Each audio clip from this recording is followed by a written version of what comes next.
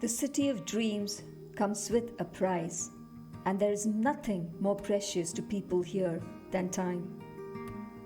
Has anyone except him glanced at us? We are left to fend for ourselves day in and day out. Sometimes I wish I was a stray dog or a cat. At least they get fed occasionally, she said.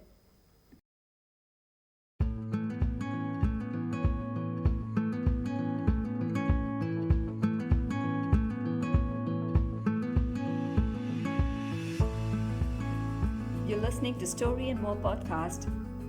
Waiting for the Green Warrior is today's story.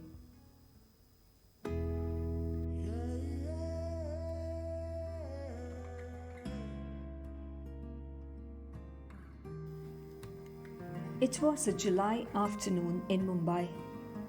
The Churchgate local station was unusually crowded for the non-peak hour.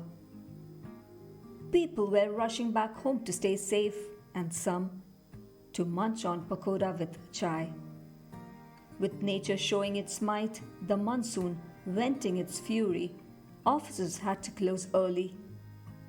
Torrential rain and flooding had started to cripple the city. Among the crowd were stray dogs, each guarding a platform. Some adorned with neck belts threw their weight around asserting their territorial seniority. Their neck belts, a sign of adoption by the people. They were guards of the station. A small vertical garden with dehydrated plants, leaves of which were caked with dust, lay deserted near the platform. People walked past the spot every second of the day, but none laid eyes on them.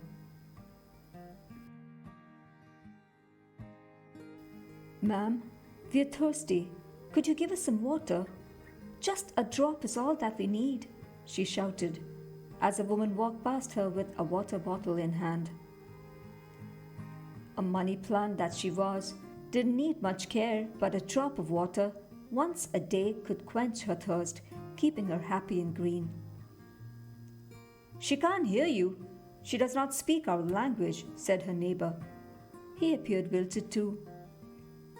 "Really? Then how does he hear me?" she asked. "I don't know, but he might not come today. It is raining heavily, can't you see? Today is his day to visit. I hope he does, and yes, I see the rain, but what use is it to us? How are we to quench our thirst from the rain that is pouring at a distance? Admire it from here is all we can do. Why are we even displayed here inside? Does anyone care we exist?" grumbled the money plant. "They are trying to keep the city green," the neighbor said. "Green? Don't we have to stay alive for that?" she snarled. "Look at us. We can hardly breathe with the dust on our leaves," she coughed. "There's a half-empty water bottle on platform number 4. I can see it," shouted her neighbor with excitement. "How does that help us?" she asked. "Quit being grumpy. Someone could pour that for us," he said with a ray of hope. She laughed. "The city of dreams comes with a price, and there is nothing more precious to people here than time. Has anyone except him glanced at us? We are left to fend for ourselves day in and day out. Sometimes I wish I was a stray dog or a cat. At least they get fed occasionally," she said. "Don't be foolish. At least we don't get kicked like those dogs. We are safe up here," her neighbor pointed out. "Safe, but dehydrated, wilting every second unless he comes by. Where is he? Isn't it time for him to come?" she said, peering through the crowd. As time passed, her strength ebbed. "How about being a crow?" she asked her neighbor. He smiled. "I can't argue with you, but have to admit, crows are smart. Have you noticed the crow couple who rides the train in the afternoon? They don't fly to get here, instead, ride the train like other commuters. It is a daily affair. I wonder where they board from. Marine lines, she said. How do you know? He asked curiously. I overheard the passengers. The 2:57 p.m. train to Virar was crawling its way out of platform number 4 when the dog guarding his territory howled a welcome to someone. Quiet, you dog, said a man aloud, eagerly waiting for the next train to arrive on the platform. His eyes fell on the half-empty bottle of packaged water lying on the ground next to his feet.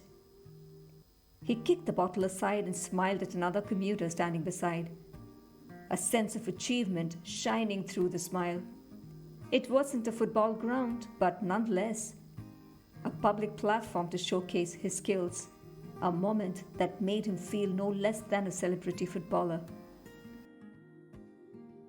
Did you see that? Asked the money plant to her neighbor.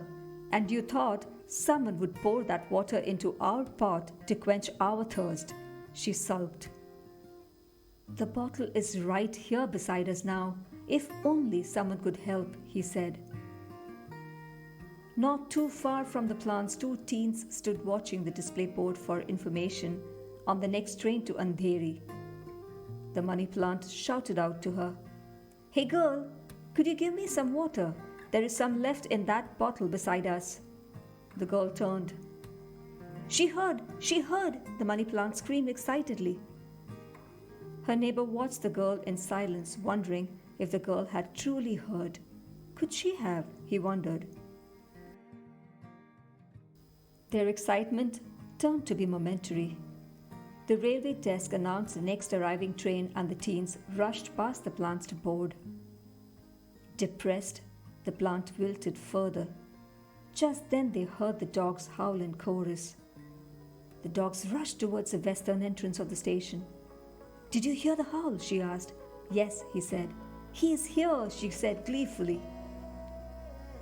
A heavy-built man in mid-20s, carrying a large jute sack, was welcomed by the dogs at the entrance. His t-shirt and denim shorts were dirty but branded. He knelt and let the dogs climb over him and inspect the jute sack. Yes, I have it, right here, he said as he pulled out a pack of biscuits from it. The dogs relished the snack. He waited till they were done to walk in. He moved through the crowd slowly, ensuring his jute sack did not hurt anyone. The dogs followed him faithfully. Babu, called out an attendant from the food stall inside the station. No one knew what his real name was. He was Babu to all. What is in a name? He would say when people asked. Babu waved a hello and walked towards the stall. But this time, the large and heavy jute sack he carried accidentally brushed a woman in a hurry to board the air-conditioned train. The train had just arrived on platform number 1. The woman was dressed in formal clothes. She was partially drenched. The rain spared no one that day. The gusty winds that came along made umbrellas useless. Give way, you ragpicker, said the woman, wiping her arm. Evidently, Babu's dirty clothes did not work its charm on her. As such, he was invisible to most people around, a useless being walking around with his jute sack, picking plastic waste, accompanied by stray dogs. He politely moved. How rude, exclaimed the attendant. Babu smiled. She said nothing wrong. I'm indeed a ragpicker. She is in a hurry to board the train. Can't blame her, he said. The attendant handed him a bucket full of used recyclable plastic waste. Babu rested his sack on the ground, rolled his shoulders, and sat on the floor at the corner. He carefully examined each item before transferring it into the sack. He emptied the bucket and returned it to the attendant. He bid goodbye and moved on to a garbage bin closer to the platforms. He shoved his hand into the bin and intently searched. People standing around looked at him with disgust. How could he dig through the garbage in the bin? In a few minutes, a skinny man sprinted towards Babu. He wore no shirt, his trousers torn. He had long, messy beard and, to complement it, an unkempt hairdo. "This is my bin. How many times do I need to ask you to stay away from it?" the man shouted. "Is your name written on it?" asked Babu. "I thought this is a public bin," he said, laughing out loud. "Since you checked already, anything interesting to eat?" the skinny man asked. "No." "Too bad. What has come over people? No one seems to be wasting food. Damn you, pandemic," said the skinny man with a hint of disappointment. "Why don't you get something to eat from the food joint?" "Will you pay for it?"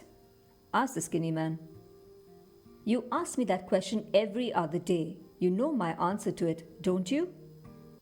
Yeah, rag pick and earn. By the way, begging isn't less of a job. It is real hard work, the skinny man said proudly. Babu shook his head in disagreement. "Whatever," he said, and moved closer to the money plant. She had seen him at a distance and had waited for him to get closer. "Can you please give us some water?" the money plant pleaded. He stopped and glanced at the water bottle beneath the pots. He picked it up. He tried to twist the cap open, but with the heavy sack on his shoulders, it was a tough task. He carefully placed the sack down without blocking the commuter's path. He then turned the cap off the bottle open and sniffed to ensure it was nothing but water. He approached the vertical garden and poured some water first on the money plant. She had not been watered since his last visit. He then moved on to watering the remaining plants with what was left in the bottle. Babu drew a cloth out of the sack and wiped the leaves clean. "I can breathe fresh air," said the money plant happily. Her neighbor could not comprehend why only he could hear them. "Can he truly hear us? Or is it our imagination?" he mumbled. "Didn't I tell you he can hear us?" she said. With her thirst quenched, the money plant thanked Babu and hoped to see him soon. Babu dumped the empty bottle into the sack and marched on with his mighty canine guards, like a warrior making the city green. The money plant knew the sun would set in a few hours, but the station would remain bright through the night. She rested for the day. She had learned to sleep with the lights on in the city that never sleeps. You were listening to Waiting for the Green Warrior. Though a work of fiction, it is inspired by my personal experience.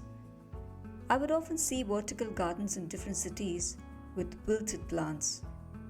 Most often, a garden meant to appease the eyes of passers-by ends up as an eyesore.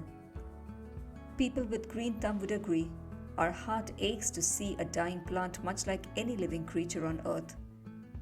One day, I saw a ragpicker collect a bottle from beneath the plants. None of us standing around or passing by had noticed it. He poured the water into those wilted plants and dumped the bottle into his sack and walked on. He made me realize the contribution that people like him makes to our society in keeping our cities green and clean. This story is dedicated to that man whom I may probably never see again, but he is someone who inspired me to write Waiting for the Green Warrior, because to me, he is no less than a warrior. Thanks to all the subscribers for your subscription and to all the listeners for tuning in. Do leave your feedback. As I always say, I would love to hear from you. And thus, on a green note, we end Season 1. I shall be back with Season 2 soon. Until then, this is Indu signing off.